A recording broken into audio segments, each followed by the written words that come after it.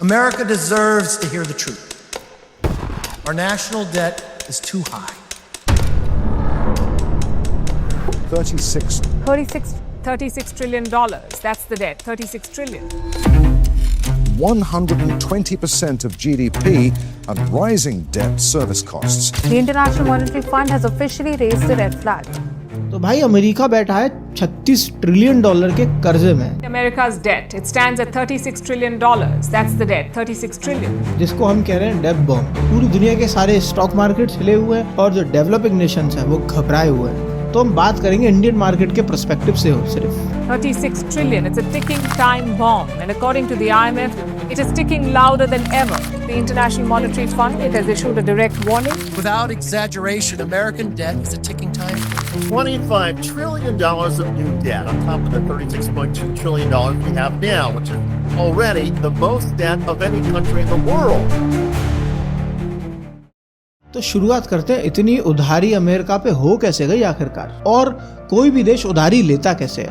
तो दुनिया में जितने भी देश हैं वो बॉन्ड्स इश्यूज करते हैं। तो बॉन्ड एक तरीके का एक एग्रीमेंट पेपर होता है जो कि सरकार किसी भी प्राइवेट इंस्टीट्यूट को, किसी भी इंसान को या किसी दूसरे देश को सोल्ड करता है और उसके बदले उस देश को कुछ परसेंटेज का इंटरेस्ट मिलता है और उसका जो पैसा है वो भी सेव रहता है। फॉर एग्जाम्पल, इंडिया को 1 करोड़ रुपए का लोन चाहिए तो इंडिया जापान के पास जाएगा या चाइना के पास जाएगा या अमेरिका के पास जाएगा और कहता है कि हमें 1 करोड़ रुपए का लोन दे दो, और तीनों ही देश हमें 1 करोड़ रुपए का लोन देने के लिए रेडी होते हैं। मगर द कैच इज, जो हमें सबसे कम इंटरेस्ट लेगा हम उसी के पास जाएंगे। फॉर एग्जाम्पल, अमेरिका लेता है 10%, चाइना लेता है 5% और जापान लेता है 6%। तो we will go towards China's investor because हमें वहां पर जो लोन पर इंटरेस्ट है वो काफी कम देना पड़ेगा। In the same way America ने बहुत सारे कंट्रीज से, बहुत सारे फाइनेंशियल इंस्टीट्यूट से लोन ले रखा है और ऐसा दुनिया का हर देश ही करता है। हमारे देश पर भी अच्छा खासा लोन है, बट IMF और बहुत सारे फाइनेंशियल इंस्टीट्यूट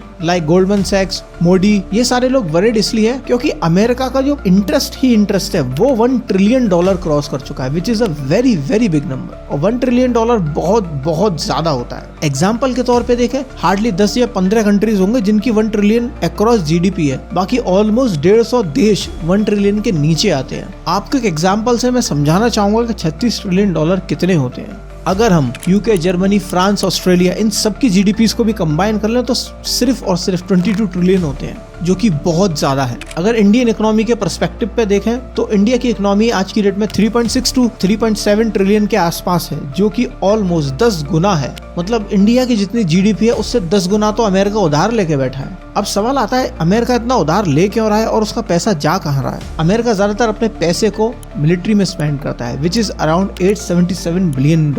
मैं आपको एग्जांपल से बता दूं ये कितना ज्यादा है। अगर आप China, Russia, UK, India, Saudi Arabia, इन सब की मिलिट्री एक्सपेंसेस को कंबाइन कर देंगे तो भी ये कम पड़ता है। सो इससे ये पता लगता है कि अमेरिका मिलिट्री पे स्पेंड करके अपना डोमिनेंस बरकरार रखता है। बट जितने भी फाइनेंशियल इंस्टीट्यूट्स हैं वो इतने ज्यादा वरीड क्यों हैं? बिकॉज पूरी दुनिया का 60% ट्रेड US डॉलर पे होता है और अगर US डॉलर वॉलेटाइल हुआ तो ये सारे ही दुनिया के मार्केट्स को इफेक्ट करेगा और जो भी उनकी नेटिव करेंसी है उसको वीक करेगा। इसकी वजह से लोग कह रहे हैं ये क्राइसिस या फिर ट्रम्प भैया की कोई स्ट्रेटेजी है। चलिए तो मैं हिस्ट्री में आपको पीछे लेकर चलता हूँ। जो हमने पास में इंडस्ट्रियल रेवोल्यूशन देखा है या फिर मास मैन्युफैक्चरिंग चीजों की देखी है, कंज्यूमर इलेक्ट्रॉनिक्स आना, FMCG ब्रांड्स आना, ये सारी चीजों की शुरुआत अमेरिका से ही हुई थी। और कोल्ड वॉर के टाइम दोनों जाइंट सोवियत यूनियन और अमेरिका एक दूसरे के साथ लड़े जा रहे थे और इकोनॉमी बूम कर रही थी।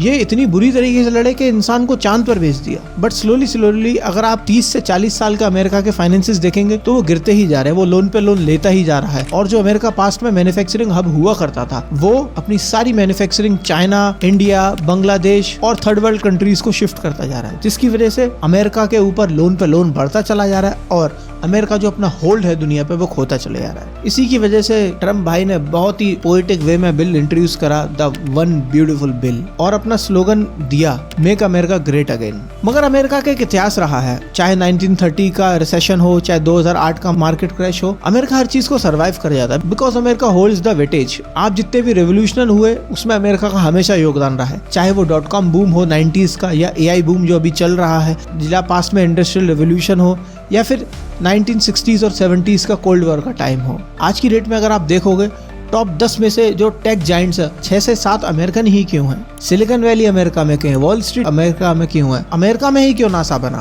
Because American peoples have balls, उनके अंदर रिस्क टेकिंग कैपेबिलिटीज होती है, वो रिस्क लेने से कभी नहीं कतराते। ऐसा प्रेडिक्ट किया जा रहा है 2050 तक ये नंबर और ज्यादा बढ़ेगा, मगर लोग फिर भी अमेरिका में इन्वेस्ट करेंगे क्योंकि वो प्रॉफिट एंड लॉस के लिए इन्वेस्ट नहीं करते हैं, वो इसके लिए इन्वेस्ट करते हैं क्योंकि उन्हें मालूम है लॉन्ग टर्म में उनको बहुत ज्यादा प्रॉफिट देखने को मिलेगा। I hope this video makes any sense to you and deliver some knowledge and insight. And if you want to see more videos like this, just subscribe to Think Charlie and like this video and give your thoughts in the comment and correct me if I said anything wrong, and I will see you in the next video. Thank you.